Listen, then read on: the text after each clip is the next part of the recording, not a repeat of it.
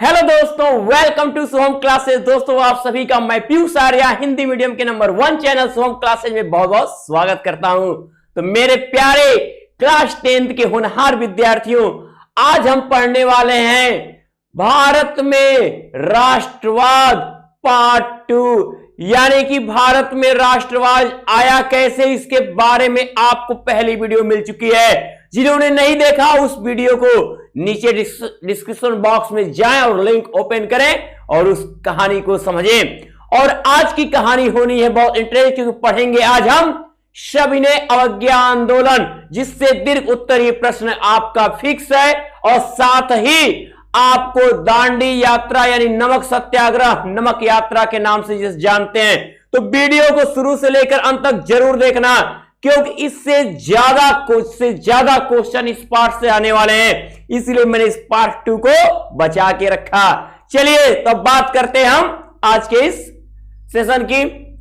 अब हम देख सकते हैं यहां लिखा है भारत में राष्ट्रवाद पार्ट 2। तो पार्ट 1 तक हमने जाना कि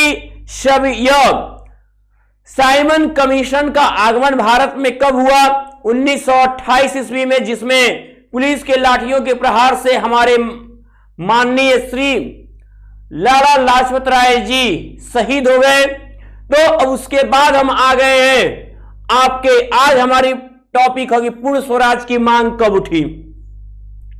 अब धीरे धीरे लोग क्या हो चुके थे, भारत में धीरे धीरे जागरूक होना कर चुके थे। अब उनकी एकजुटता बढ़ती चली जा रही थी। अब अंग्रेजों के धीरे धीरे पसीने छूटने शुरू हो चुके थे। अब जब लोगों के अंदर भावनाएं दिखने लगी कि नहीं, अब हर व्यक्ति अब आजाद होने की इच्छुक होने लगा है, तो यही मौका था कि अब पूरी तरह अपना राज्य, अपना शासन अब हमें अब चाहिए। अब अंग्रेजों की गुलामी बर्दाश्त नहीं होगी।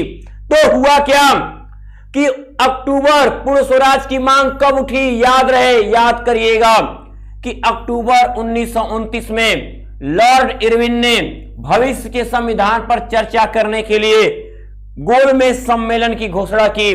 ठीक है, इरविन ने गोलमेज सम्मेलन की घोषणा कब की, 1929 ईस्वी में की।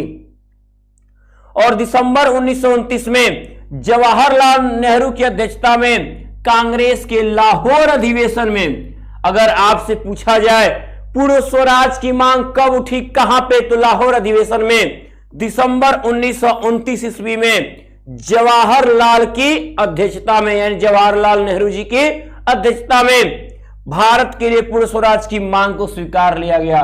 और 26 जनवरी 1930 को स्वतंत्रता दिवस के रूप में भी मनाया गया।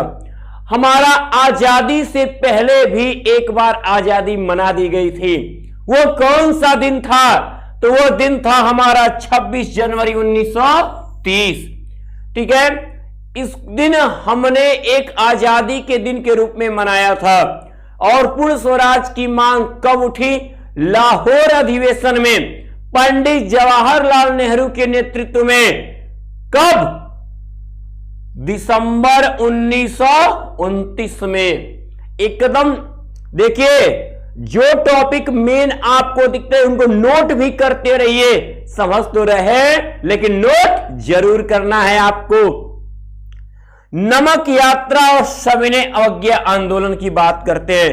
अब नमक यात्रा जो हमारे इतिहास की सबसे अनोखी यात्राओं में शामिल है, और यहां सबसे बड़े आंदोलनों में से एक, सब गांधी जी के एक जाने माने सत्याग्रह के रूप में नमक यात्रा। ठीक है, देखिए पूरे टॉपिक को समझिए, और जितना ही अच्छे टॉपिक समझेंगे नोट करते रहे। अगर नोट नहीं भी कर पा रहे हो तो शुभम क्लासेज आपको अब नोट्स भी प्रोवाइड करने वाला है। बस आप शुभम क्लासेज से जुड़े रहिए और एक एक टॉपिक के नोट्स आप पाएंगे। आपके अर्धवार्षिक परीक्षा से लेकर वार्षिक परीक्षा की कंप्लीट तैयारी शुभम क्लासेज पे। ठीक है, तो देखिए अब नमक यात्रा की बात कर ले हम। नमक यात्रा कब शुरू हुई, कहां से शुरू हुई और क्यों शुरू हुई। प्रश्न हमारे मन में है कि नमक यात्रा कहां से शुरू हुई, कब शुरू हुई, क्यों शुरू हुई। तीनों का जवाब आपके सामने, कहां, कब, क्यों? तो चलिए हम बताते हैं कहां का जवाब। तो आंदोलन महात्मा गांधी ने वायसराय इरविन से 11 मांगों का आग्रह किया था। आंदोलन के समय महात्मा गांधी ने वायसराय जो लॉर्ड इरविन था, उन्होंने 11 मांग किए थे और इन मांगों में नमक कर को समाप्त करने की मांग शामिल थी। उन्होंने कहा जो नमक पे कर लगाया गया है, इस कर को समाप्त कर दिया जाए, और जब नहीं माना गया तो नमक कर और इसके उत्पादन पर सरकार के एकाधिकार को गांधी जी ने ब्रिटिश शासन का क्रूर पक्ष बताया। गांधी जी ने कहा कि नमक हमारे देश के पानी से निकाला जा रहा है और इस पर सरकार का एकाधिकार नहीं होना चाहिए, अंग्रेजों का अधिकार नहीं होना चाहिए, इस पे लगाया गया टैक्स हटाया जाना चाहिए, नमक पे कर हम नहीं देंगे, या अब हमारे जगह की बनी वस्तु पे हमको ही टैक्स देना पड़े, ऐसा कभी नहीं हो सकता है। तो उन्होंने क्या कहा किया, फिर अब उसकी शुरुआत गांधी जी ने क्या किया, अब वहीं से शुरू होता है सविनय अवज्ञा आंदोलन। ठीक है, सविनय अवज्ञा आंदोलन की शुरुआत नमक यात्रा के साथ गांधी जी ने 12 मार्च 1930 को, देखिएगा 12 मार्च 1930 को 78 अनुयायियों के साथ, यानी 78 अपने साथियों के साथ गुजरात का जो तटीय शहर दांडी के लिए साबरमती, उनका जो आश्रम था साबरमती, वहां से अपनी यात्रा शुरू की। नमक सविनय अवज्ञा आंदोलन या नमक यात्रा की शुरुआत कब हुई थी? तो 12 मार्च 1930 को गुजरात के तटीय शहर दांडी से शुरू हुई थी। और शुरुआत कहां से? साबरमती आश्रम से दांडी तक। तो 6 अप्रैल को वह दांडी पहुंचे, उन्होंने नमक कानून को तोड़ा। क्या किया उन्होंने, किस प्रकार, प्रश्न पूछता है गांधी जी ने नमक कानून को कैसे तोड़ा? तो उसका जवाब कहां से शुरू हुई? साबरमती आश्रम से। कहां के लिए? दांडी के लिए। कब हुई? 12 मार्च 1930 को। अब क्यों हुई? तो अंग्रेजों ने नमक पे टैक्स लगाया, इसलिए हुई। अब आइए, इन्होंने समुद्री पानी को उबालकर नमक बनाना शुरू किया। गांधी जी ने कैसे नमक कानून तोड़ा? जो समुद्री पानी था उसको उबालकर नमक बनाना शुरू किया, और इस प्रकार सविनय अवज्ञा आंदोलन की शुरुआत की गई। यहीं से शुरू होता है सविनय अवज्ञा आंदोलन, देख सकते हैं। अब इस आंदोलन में क्या चीजें शामिल थी, ध्यान दीजिएगा। होता है कि बहिष्कार करो, अगर किसी को कमजोर करना है तो उसके वो जिन चीजों से लाभ कमा रहा है उसको कमजोर कर दो। तो हुआ क्या, विदेशी कपड़ों का बहिष्कार किया गया। बहिष्कार का मतलब क्या होता है? पूरी तरह तिरस्कृत कर देना, उसको एकदम दुत्कार देना, उपेक्षित कर देना। शराब की दुकानों का विरोध किया गया। अगला, किसानों ने राजस्व चौकीदारी कर देने से इनकार कर दिया। किसानों ने कहा कि मैं कोई राजस्व चौकीदारी का टैक्स नहीं दूंगा। अब गांव के अधिकारियों ने इस्तीफा दे दिया। जितने गांव के अधिकारी थे, सब ने अपना अपना गांव में जो अधिकारी अंग्रेजों ने बनाए थे, उन अधिकारियों ने इस्तीफे देने शुरू कर दिए।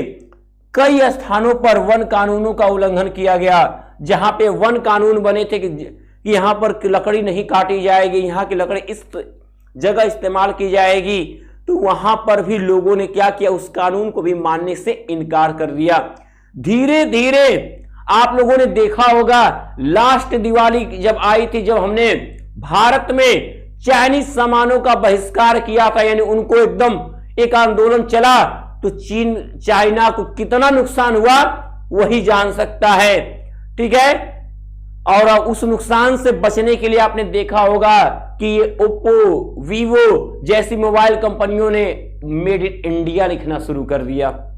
तो ये सब चीजें आप समझ सकते हो कि अगर हमें बदला लेना तो उसके पहले औपनिवेशिक क्षेत्रों को खत्म करिए, उसके बाद देखिए वो जरूर कमजोर होगा। अब ये बहिष्कार के द्वारा सविनय अवज्ञा आंदोलन की शुरुआत हुई।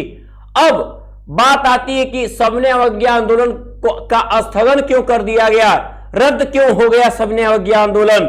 तो ध्यान से देखिएगा, इस आंदोलन को बंद करने के लिए सत्याग्रहियों पर हमला किया गया। यह आंदोलन रोका जाए, दांडी यात्रा रोकी जाए, सत्याग्रहियों पर हमला किया गया तथा लगभग 1 लाख लोगों को गिरफ्तार किया गया। देखो ये संख्या अपने आप में क्या कहती है। इस आंदोलन को रोकने के लिए 1 लाख लोगों को जो है गिरफ्तार कर लिया गया। अब्दुल गफ्फार खान को 1930 में गिरफ्तार किया गया था। अब्दुल गफ्फार खान जो क्रांतिकारी नेता रहे इस आंदोलन के, उनको 1930 में गिरफ्तार कर लिया गया। और महात्मा गांधी ने हिंसक घटनाओं को रोकने के लिए उन्होंने कहा कि मैं अहिंसा से चाहता हूं आंदोलन, लेकिन अब हिंसा शुरू हो गई थी। भैया सामने वाला अगर मारेगा तो हम चुप नहीं बैठेंगे।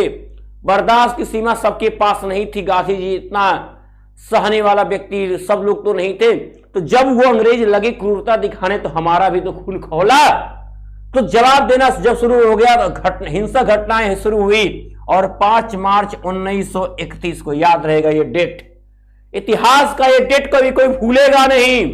5 मार्च 1931 को इरविन के साथ एक समझौता करके आंदोलन को बंद करने का निर्णय लिया गया। प्रश्न आता है कि गांधी इरविन समझौता कब हुआ था। गांधी इरविन समझौता कब हुआ था। गांधी इरविन समझौता कब हुआ था, तो मैं आपको बता दूं तो आप क्या जवाब दोगे। एक शब्द में आपका जवाब है कि गांधी इरविन समझौता 5 मार्च 1931 को हुई थी। अब होगा कि क्यों हुआ था। हिंसक आंदोलनों को रोकने के लिए किसके कारण ये हिंसक आंदोलन हुए थे। जब सविनय अवज्ञा आंदोलन की 12 मार्च 1930 को शुरू हुआ था, दांडी के लिए जो यात्रा, नमक यात्रा जब शुरू हुई थी, तब उस जिसमें अब्दुल गफ्फार खान को 1930 में गिरफ्तार किया गया। और जब हिंसक घटनाएं बढ़ी तो इरविन के साथ गांधी जी को समझौता करना पड़ा और इसे गांधी इरविन समझौता के नाम से जाना गया, जो 5 मार्च 1931 को हुई। अगला देखते हैं हम। फिर से सविनय अवज्ञा आंदोलन की शुरुआत, पुनः सविनय अवज्ञा आंदोलन की शुरुआत देखिएगा। पुनः सविनय अवज्ञा आंदोलन दिसंबर 1931 में, यानी कितना 5 मार्च 1931 के बाद, ठीक है, दिसंबर 1931 में गांधी जी द्वितीय गोलमेज सम्मेलन के लिए लंदन गए, जहां उन्हें सफलता नहीं मिली। अब महात्मा गांधी ने सविनय अवज्ञा आंदोलन को फिर से शुरू किया तथा यह आंदोलन 1 वर्ष तक जारी रखा गया और 1934 तक इस आंदोलन का प्रभाव कम हो गया था।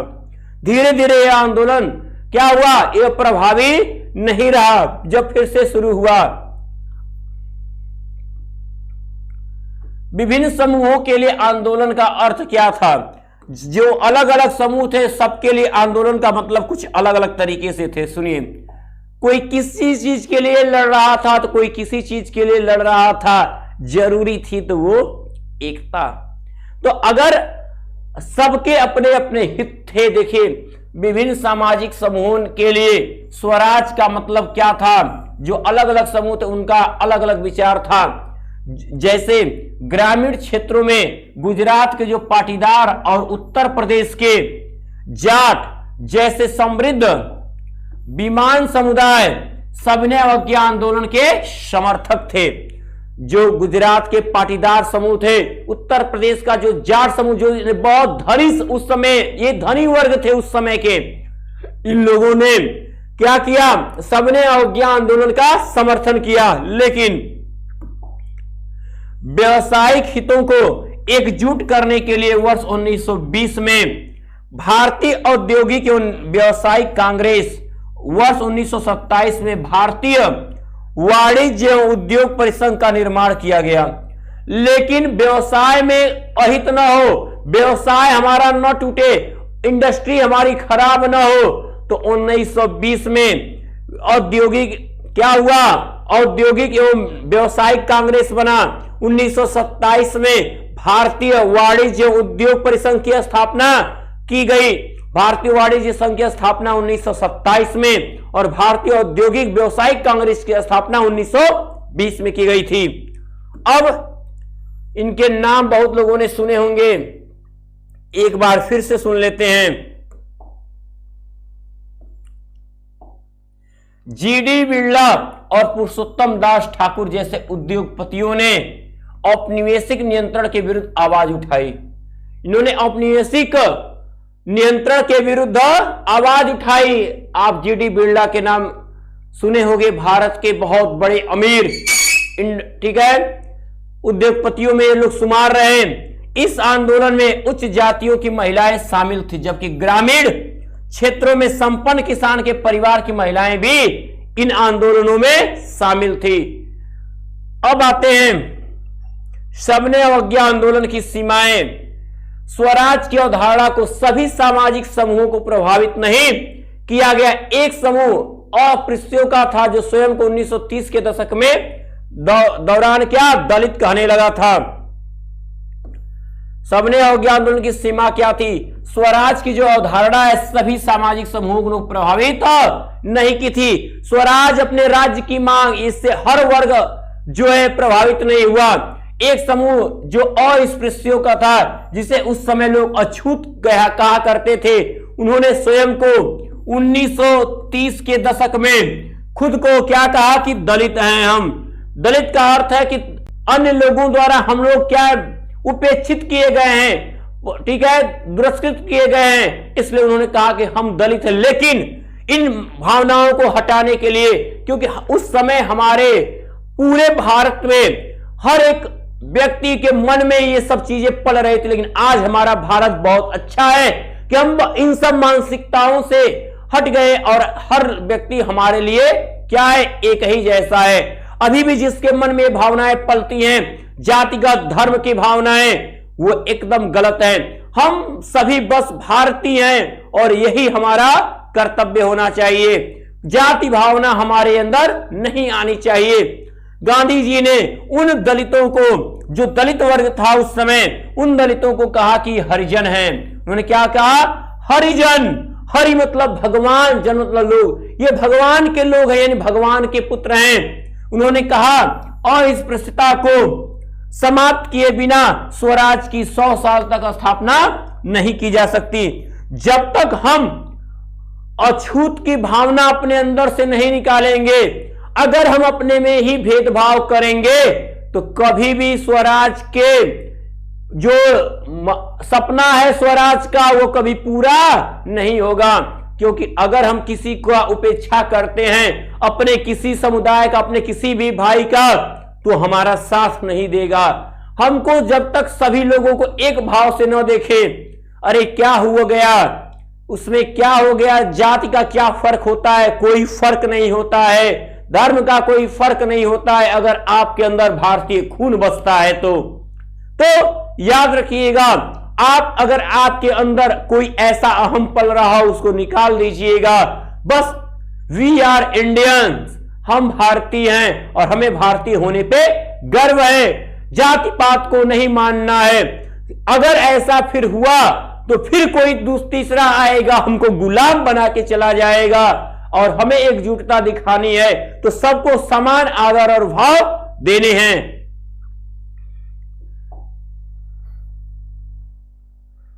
दलित नेता की मांगे, ये बहुत ज्यादा पूछे जाने वाले क्वेश्चन में से एक है, रीजन भी रहे होंगे।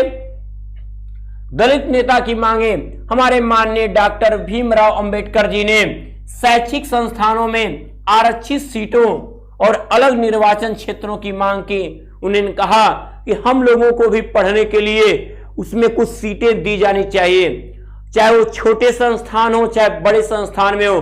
क्योंकि उस समय की व्यवस्था यह थी कि हमारे भारत में जो है इन वर्ग के लोगों को जो है क्या किया जाता था, कभी पढ़ने स्कूल में नहीं दिया जाता था। और यही सब रीजन बनता था कि लोग अपने आप को बहुत बुरा सा महसूस करते थे। यहां तक कि हमारे संविधान निर्माता माननीय अंबेडकर जी ने खुद स्कूल के बाहर भी कई बार पढ़ के उन्होंने क्या है पढ़ा हुआ है। ये सब चीजें उनके अंदर वो कभी गई नहीं। जाहिर सी बात है, जो भावनाएं हमारे देश ने पाली है हमारे लिए, उन लोगों को तो जब उस ओहदे पे पहुंचे तो उन चीजों को दिखाने की कोशिश किए कि देखिए हमारे अंदर क्या चीजें हैं, हम अपनी भावनाओं को पहले सही करें, फिर देश के लिए तब लड़ सकते हैं एक होकर। अलग निर्वाचन क्षेत्र की मांग की, जिससे विधायी परिषदों के लिए दलित सदस्यों का चयन किया जा सके। अंबेडकर जी ने दलितों को वर्ष 1930 में अवसादग्रस्त वर्गों के संघों में संगठित किया और दलितों के लिए एक अलग निर्वाचन क्षेत्रों के मांग के कारण दूसरे गोलमेज सम्मेलन में महात्मा गांधी और डॉक्टर अंबेडकर जी के बीच क्या हो गए, मतभेद हो गए। दूसरे गोलमेज सम्मेलन में अलग निर्वाचन क्षेत्र कहा कि इनका भी एक मुखिया होना चाहिए, इनका भी एक अपना नेता होना चाहिए। इससे गांधी जी में और हमारे अंबेडकर जी में क्या हुए, मतभेद शुरू हो गए। फिर क्या हुआ आगे चलकर कि जब ब्रिटिश सरकार ने अंबेडकर की मांग को स्वीकार किया तो गांधी जी ने इसका विरोध किया। उस समय होता है ना कि चलो भैया अब दो भाई आज लड़ रहे हैं, तब तक तीसरा सोचता है इस मौके का फायदा उठाया जाए, एक को अपने पक्ष में खींचा जाए। और वही मौका मिला अंग्रेजों को। अंबेडकर जी की बात को तुरंत स्वीकार लिए सब, कहे हम तैयार हैं, क्योंकि अभी तो गुलामी ही थे हम।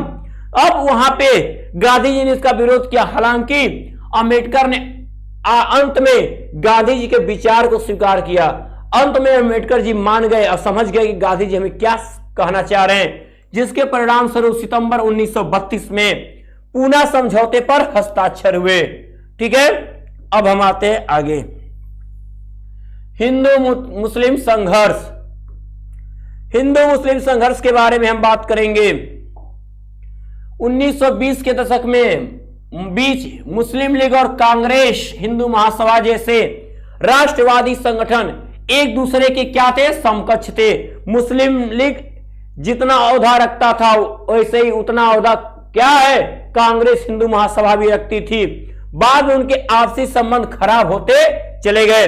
वर्ष 1930 में मुस्लिम लीग के अध्यक्ष 1930 में मुस्लिम लीग के अध्यक्ष कौन थे, मोहम्मद इकबाल ने हिंदू मुस्लिमों के लिए अलग अलग मतदान की मांग की। जो मांग दलितों के लिए अंबेडकर जी ने जिस तरीके की उठाई थी, वो वैसे ही मुस्लिम लोगों के लिए अलग निर्वाचन की मांग मोहम्मद इकबाल ने की थी। फिर क्या हुआ, अब हिंदू महासभा और मुस्लिम लीग के बीच जो मतभेद खुलकर अब सामने आ चुके थे। कांग्रेस और मुस्लिम लीग के बीच मतभेद केवल भावी विधानसभाओं में प्रतिनिधित्व करने का था। वो चाहते थे कि हमारा भी अलग निर्वाचन क्षेत्र, हमारा भी अपना एक लीडर हो। और मुस्लिम नेता मोहम्मद अली जिन्ना दो शर्तों पर अलग निर्वाचिका की मांग को छोड़ने को तैयार थे। उन्होंने कहा कि यदि मेरी दो मांगे मान ली जाएंगी तो मैं क्या करूंगा, अलग निर्वाचन की मांग आपसे नहीं करूंगा। ये पूछता है कि जिन्ना जी के, ठीक है, वे दो मांगे, दो सूत्री मांगे क्या थी, सुनिएगा। पहला मांग, केंद्रीय सभा में मुस्लिमों को आरक्षित सीटें दी जाए। जो कैबिनेट है उस कैबिनेट में क्या हो, मुस्लिमों को भी उनका फिक्स सीट हो कि 4 रहेंगे कि 6 रहेंगे कि 1 रहेंगे, ये निश्चित हो। प्रतिनिधित्व मुस्लिम लीग वर्चस्व वाले प्रांतों जैसे बंगाल और पंजाब में, उस समय बंगाल और पंजाब में क्या थे, मुस्लिम बाहुल्य क्षेत्र थे। उन्होंने कहा कि इन दोनों क्षेत्रों में आबादी के अनुपात में हो, जहां पे जिसकी आबादी ज्यादा हो वहां का लीडर वही हो। हिंदू अगर ज्यादा है तो हिंदू का लीडर वहां पे लड़े चुनाव, अगर मुस्लिम अगर अधिक है तो वहां का चुनाव मुस्लिम वर्ग को ही दिया जाना चाहिए। ये जिन्ना जी की मांगे थी और M.R. जयकर की अगुवाई में हिंदू महासभा ने अत्यधिक विरोध के कारण यह मुद्दा हल नहीं हो पाया, यह मुद्दा नहीं सुलझा पाया कोई।